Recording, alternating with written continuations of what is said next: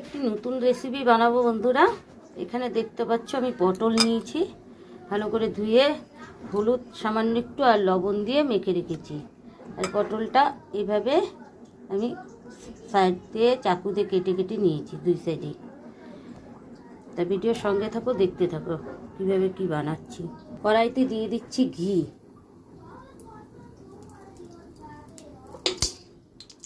চামচটা পড়ে গেল। এটা একটু গরম হবে, গরম হয়ে গেছে। এখন পটলটা ভেজে দিচ্ছি।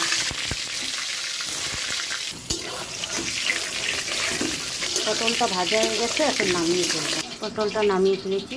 এখন দিয়ে দিচ্ছি দারচিনি আর এলাচ।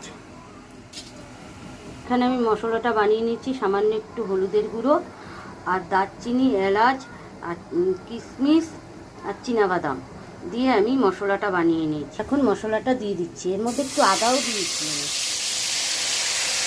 মশলাটা ভালো করে কষিয়ে নিচ্ছি। সামান্য একটু জল দিয়ে দিচ্ছি।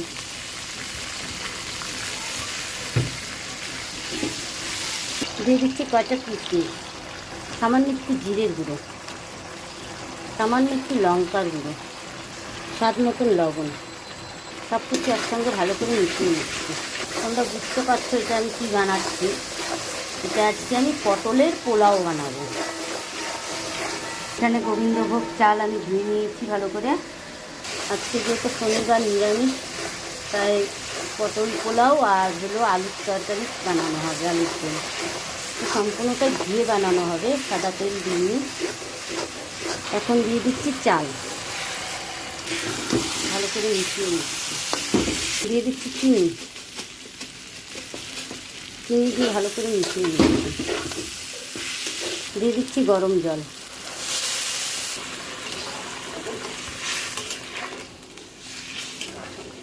দিয়ে দিচ্ছি দুটো গোটা তেজপাতা।